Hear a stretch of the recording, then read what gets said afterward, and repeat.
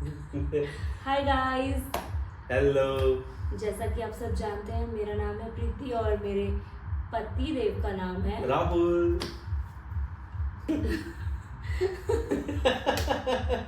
तो तो अब कहाँ थे हम? चलिए ये बोलेगी। जैसे कि आप सब जानते हैं कि मैं कितनी खुश नज़र आ रही हूँ, इसका मतलब है कि जो अनफॉर्चुनेट घटना जिसके बारे में हमने आपको फर्स्ट वीडियो में बताया था, अब वो सॉर्ट हो चुकी है।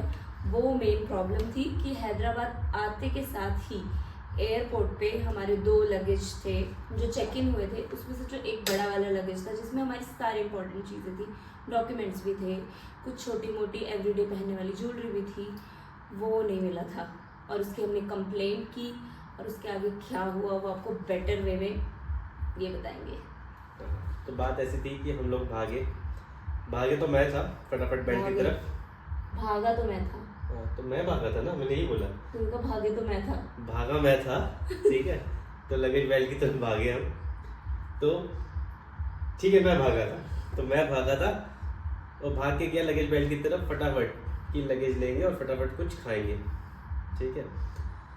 हम वेट करते रहे कि लगेज आएगा, पहले तो किसी का नहीं आया। तो पूरी ऐसे लगेज बेल्ट के आए, आपको पता है भीड़ से लग जाती, सब अपने बेल्ट मतलब लगेज का इंतजार करते। तो लगेज आने शुरू हुए। मैं स्मार्ट बंदा बन के एकदम आगे खड़ा हो गया जहाँ से लगेज आते हैं, एकदम आना शुरू होते हैं। पहला आया, दूसरा आया, तीसरा आया। मैंने कहा अब मेरा आएगा।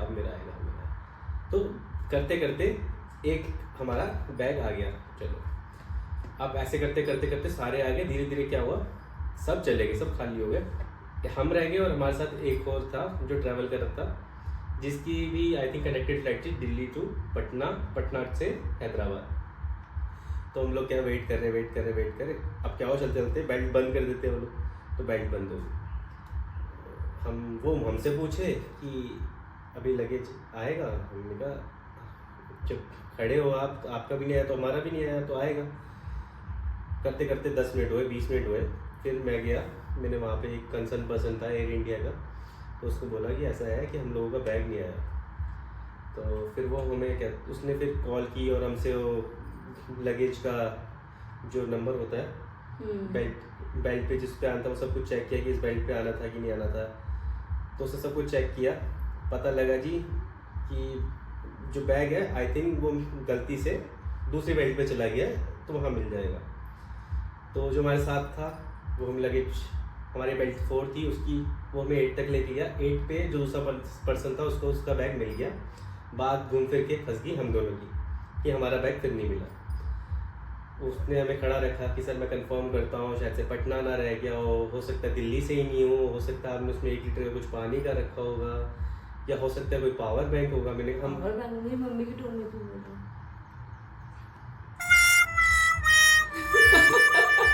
ठीक है, तो उसमें पावर बैंक हो सकता है या लिक्विड की कोई आइटम हो सकती है 1 लीटर की। तो जब हमने बोला कि ऐसा तो कुछ भी नहीं है, ठीक है, फिर हमें अपने ऊपर डाउट हो फिर गया। उसने एक चीज नहीं बोली थी, उसने कहा था कि लिकर भी हो सकता है 5 लीटर तक अलाउड है। तो हमने कहा चलो फिर तो ठीक है, हमारे पास तो 2 लीटर।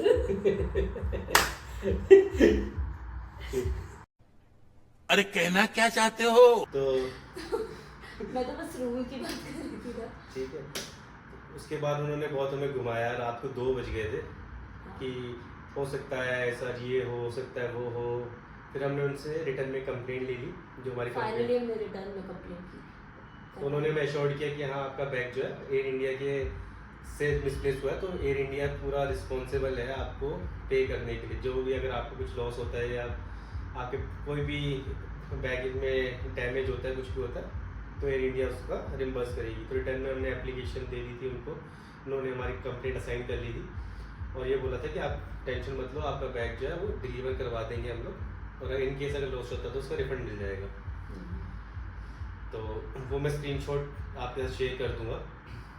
तो फिर हम लोग वहाँ से थक के 2 बजे हमने कैब बुक करी।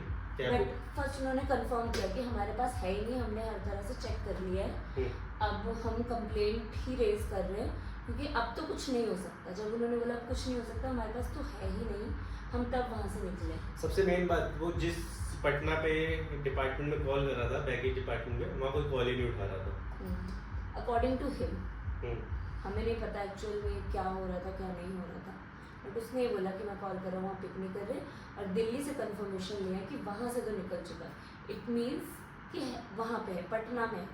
बट बाद में हम यहाँ पहुँचे जब हमने कैब ली, कैब लेने के बाद हम लोग अपने हाईटेक सिटी पहुँचे, जो कि एयरपोर्ट से 45 मिनट का रास्ता है। बट रात को ट्रैफिक वगैरह कुछ नहीं था, और हमारा जो कैब ड्राइवर था वो थोड़ा स्पीड में था, तो उसने हमें 30 मिनट में पहुँचा दिया।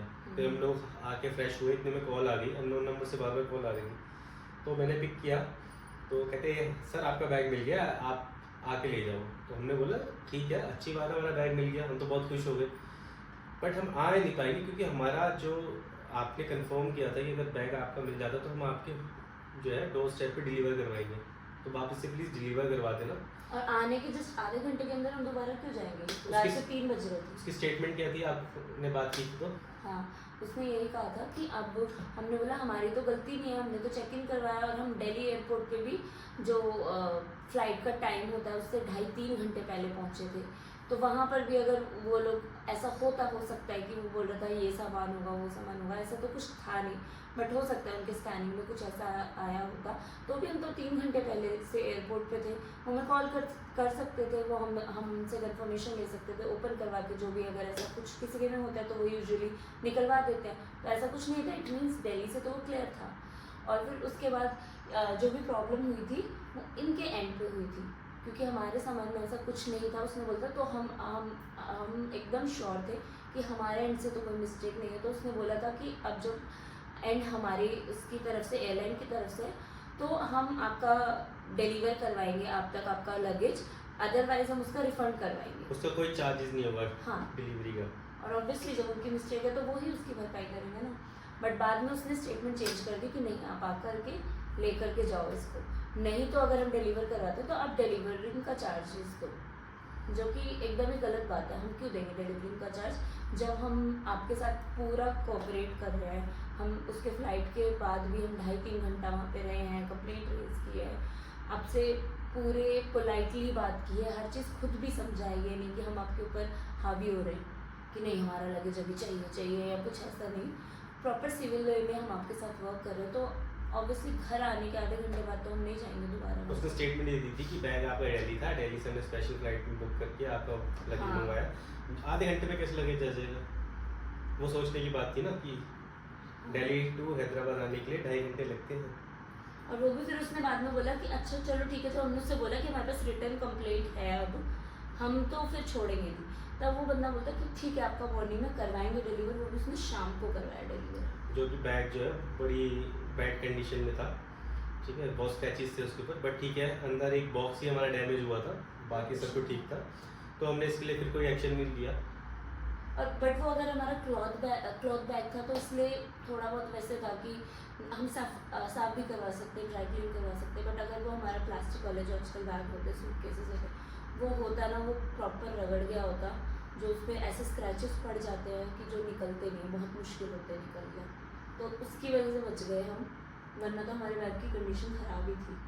उसकी वीडियो भी हम लगा देंगे। तो एट द एंड हमारा बैग में मिल गया सब कुछ, नेक्स्ट डे मिल गया। तो फर्स्ट एक्सपीरियंस था हमारा इस टाइप का। हाँ, हाँ। मतलब हम जब शिफ्ट होने आए हैं, मतलब मैं तो यहाँ पे हूँ ऑलमोस्ट 3 ईयर से, बट तो मेरे हस्बैंड मेरे साथ शिफ्ट होने के लिए हम ये सोच के आए, तो पहले दिन आते ही ऐसा कुछ हो जाता ना, फिर ऐसे लगता है अरे यार क्या हो रहा है, और हमारी पूरी रात टेंशन में गुजरी, हम सो भी नहीं पाए ढंग से। फिर ऐसा लग रहा था कि इससे अच्छा गाड़ी से ही आ जाते, जो हमने पहले प्लान किया था। पहले हमने यही प्लान किया था कि गाड़ी से आएंगे, तो फिर अब यही लग रहा था कि यार इससे अच्छा यही होता, क्योंकि अगर और इतनी बड़ी एयरलाइन है, ऐसा भी नहीं है कि हम स्पाइस जेट में आ रहे हैं रेप्यूटेड उसमें आ रहे हैं, फिर भी ये चीज़ें हो रही हैं। चलो ठीक है, एट द एंड हो गया। हाँ। ठीक है, तो फिर मिलते हैं नए ब्लॉग में, जो आपको हैदराबाद एक्सप्लोर करते हैं। हाँ यस, तो आप देखना, एंजॉय करना, अच्छा लगे तो लाइक करना, कमेंट करना, शेयर करना। Thank you and please help us to grow, we need your support. Okay, bye bye. Bye.